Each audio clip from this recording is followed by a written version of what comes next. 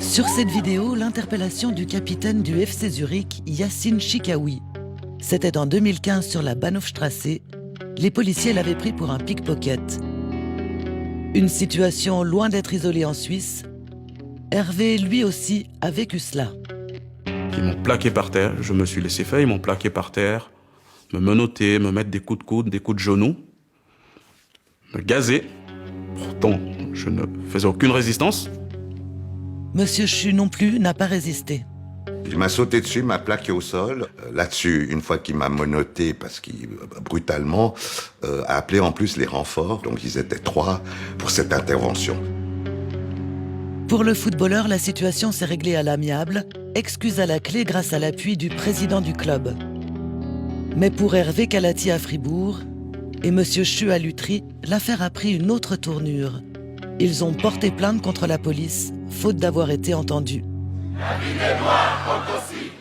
Deux témoins qui osent s'exprimer, 2 histoires parmi des dizaines de récits, car ils ne sont pas les seuls à en avoir marre des contrôles qui virent au délit de faciès.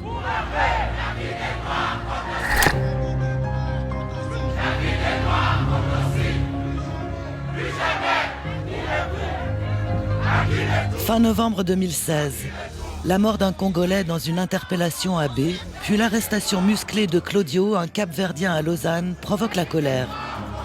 À qui le tour crient 1000 personnes dans les rues de Lausanne, une manif spontanée, cri du cœur pour dire le ras-le-bol. Aline Bonnard est l'avocate de Claudio. Cet électricien de 31 ans s'est retrouvé à l'hôpital à la suite d'un contrôle, alors qu'il était en train de faire un jogging.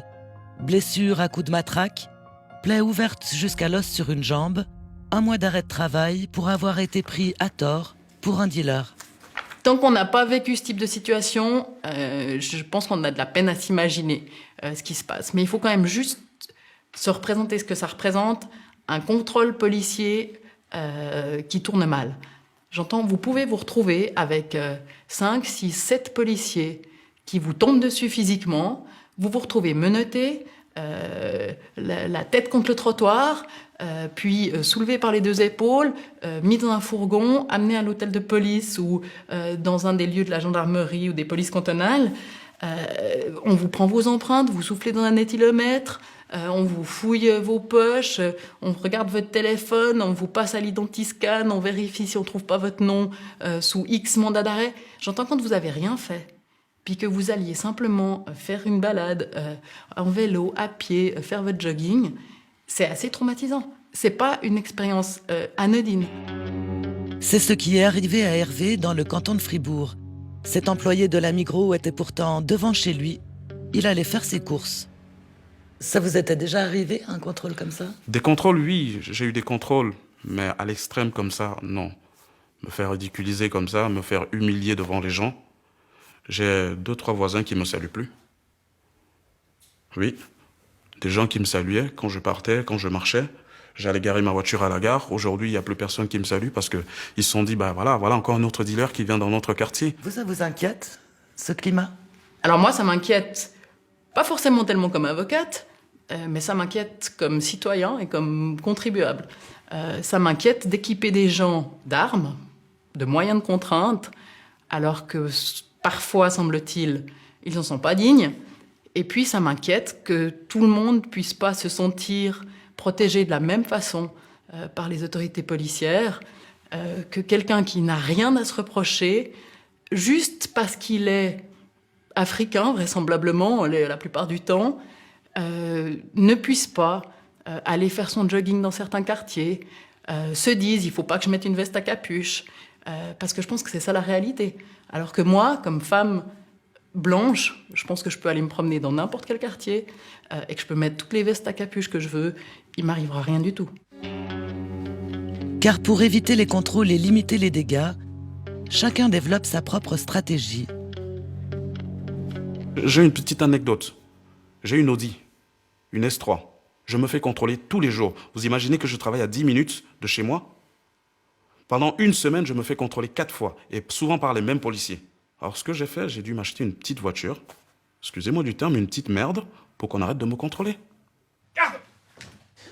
Est-ce que quelqu'un peut m'expliquer les 4 raisons d'un contrôle de personne. Premièrement, pour faire un établissement de l'identité d'une personne. Donc, tout simplement. Voilà. Oui. Faire une recherche de personnes signalées. Oui. Ou l'investigation pour l'élucidation d'infractions. Si on a eu un vol ou quelque chose. Et si on a une présomption d'être en présence d'un auteur d'infraction aussi. Aspirant Hummel. École de police à Fribourg. La répartition des tâches. Ces jeunes viennent de commencer leur formation. Bon. Ils apprennent les bases du métier. À la semaine prochaine. Puis après, qu'est-ce qu'on n'a pas le droit de faire? Le tribunal fédéral, il a aussi dit. Il y a des choses qu'on ne fait pas dans un contrôle de personne. On n'a pas le droit de contrôler sans motif minimal. Ok, donc il faut un motif. Ouais. Ok. Par simple curiosité, pour savoir quelque chose sur la personne, on n'a pas le droit. Ok. Par tracasserie, harcèlement. Ok. Alors, je vous demanderai juste une pièce d'identité, puis ensuite on va en discuter, s'il vous plaît. Je ressemble à quelqu'un qui a fait une infraction ou bien? Je suis un bon citoyen, moi. Alors, on va contrôler ça. Suite des exercices à l'extérieur avec des jeux de rôle. Alors, monsieur Hummel. Oui.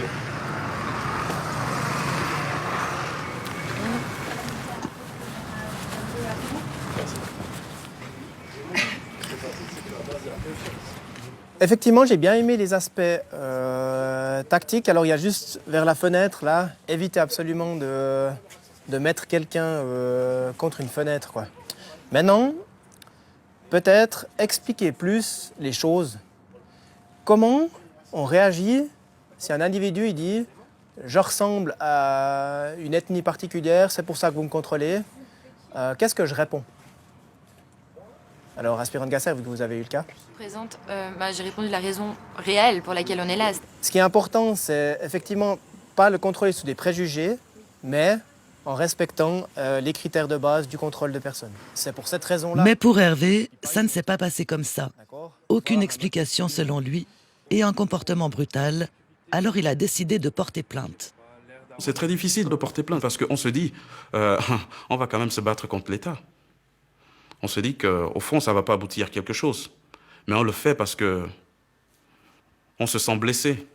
C'est des procédures qui sont lourdes, qui sont longues, dans lesquelles systématiquement la police essaie de se défendre en dénonçant à son tour des infractions, généralement violences et menaces contre les autorités et les fonctionnaires. Quelques jours après son dépôt de plainte, Hervé s'est effectivement retrouvé accusé par la police. Motif, refus d'obtempérer. De victime, il est devenu fauteur de troubles. Il vient d'être auditionné pour cette raison, mais concernant sa propre plainte, aucune nouvelle.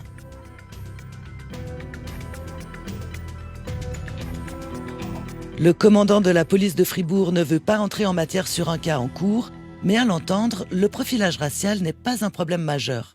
Pour nous, c'est une préoccupation dans le sens que c'est un problème qui revient devant la scène régulièrement. Respectivement, on a quand même un certain nombre de personnes, une minorité de personnes étrangères qui sont contrôlées et qui avancent toujours ce prétexte « je suis contrôlé parce que je suis un étranger ». Maintenant, dans les faits et selon notre expérience, le nombre de cas que l'on enregistre, ça n'est pas une préoccupation dans le sens qu'on a très peu de cas qui nous sont annoncés. Est-ce que la police est une institution qui peut être raciste ? Bon, c'est une question quand même importante et grave que vous posez. Alors, je m'y reconnais pas du tout. On est dans une société de droit, une démocratie la plus grande au monde. Et comment est-ce qu'on pourrait se comporter comme ça? Je crois pas. Mais j'aimerais quand même vous dire, il faut quand même pas inverser les rôles. C'est pas le policier qui est l'adversaire ou l'ennemi de la société ou du citoyen, mais c'est le crime et le délinquant qui est l'ennemi ou l'adversaire de la société. À Fribourg, le commandant a compté 13 plaintes pour abus d'autorité en 2016, dont 3 pourraient être apparentées à du délit de faciès. Ailleurs en Suisse romande, les polices cantonales ne sortent même pas leur calculette pour répondre. RAS, rien à signaler. Des réponses qui surprennent Frédéric Maillard, consultant pour différentes polices en Suisse depuis 13 ans. Il a interrogé près de 5000 policiers et il décrit une réalité plutôt différente. Pour lui, une interpellation sur 5 dérape. La proportion de 1 sur 5 que je décline est une proportion du sentiment de discrimination de la part du policier. Alors moi, ça m'interpelle. C'est ni beaucoup ni peu, mais c'est. Donc nous devons le traiter, et surtout si le policier est insatisfait. Moi, j'ai la certitude que ce mal est présent, il est minoritaire, mais il est présent, et que nous avons toute urgence à le contenir. Selon lui, la situation dégénère depuis 2 ans, avec des policiers de terrain sous pression, mal écoutés par leur chef, qui finissent par taire leur frustration. On peut faire dire n'importe quoi aux chiffres.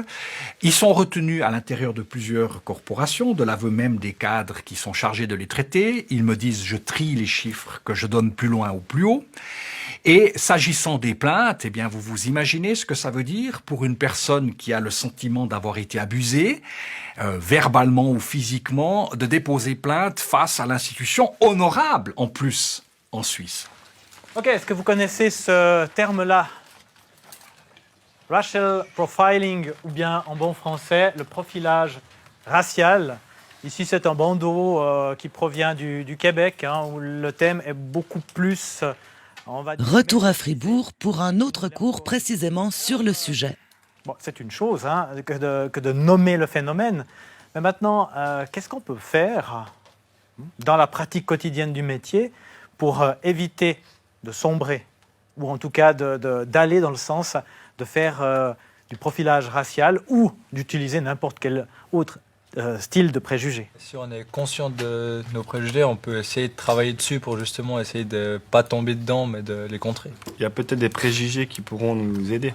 On sait que par exemple, il y a telle ou telle nationalité, quand ils viennent sur Fribourg, à telle ils viennent plutôt c'est pour commettre des cambriolages. Et puis c'est pas un préjugé envers forcément toutes ces personnes. Par contre, on sait qu'il y a une forte probabilité que ces personnes, sur des contrôles, on tombe sur, sans vouloir que ce soit un préjugé. Et ce qui s'est passé, c'est qu'il y a eu des dérapages. Frédéric Maillard a donné ce genre de cours pendant 9 ans à Genève. Pour lui, ils sont indispensables, mais ils ne suffisent pas. Le plus souvent, on me l'a reproché de la bouche même des policières et des policiers qu'il s'agissait de cours alibi. Combien de fois m'a-t-on dit, c'est génial, ces valeurs que vous nous enseignez, mais elles ne sont même pas appliquées à l'interne. Qu'est-ce que vous voulez qu'on fasse ? Des hiérarchies parfois hermétiques, incapables de se remettre en cause. C'est aussi l'avis de l'avocate Aline Bonnard qui va même un peu plus loin. L'expérience montre, et ça je crois qu'on est obligé de l'admettre, ça ressort même d'arrêt du tribunal fédéral, que l'esprit de corps probablement dissuade les policiers d'assumer réellement et de donner des explications quand ça concerne leurs collègues. Vous voulez dire quoi? On se couvre? Alors effectivement, moi ce que j'ai vécu dans ma pratique, c'est qu'on balance pas un collègue. Manifestement, on discute et puis le scénario qui est présenté est suffisamment bien ficelé pour qu'il soit difficile à démonter. Pour une banale histoire de SMS en vélo, Monsieur Chu, qui vit en Suisse depuis 60 ans, s'est retrouvé au poste de Lutry, un hématome sur le visage et les genoux en sang.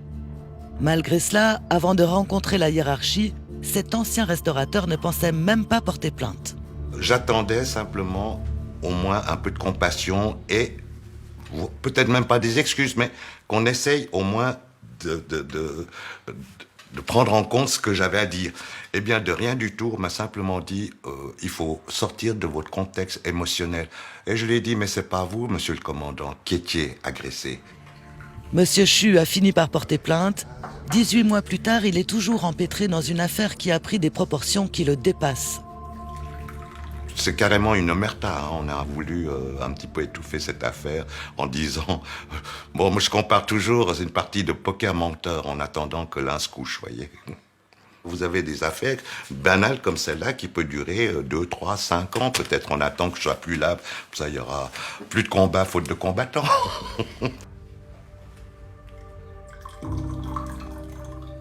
Et vous attendez quoi alors finalement de cette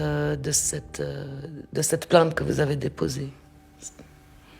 Ça va paraître bizarre. Qui s'excuse? Peut-être juste ça.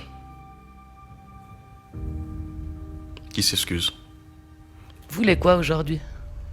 Que justice soit rendue. Et puis qu'il y ait une reconnaissance qu'il peut y avoir une erreur. Ça peut arriver dans tous les cas. Moi, si j'ai une erreur, je le reconnais d'ailleurs. Eh bien, pourquoi la police ne peut pas reconnaître ?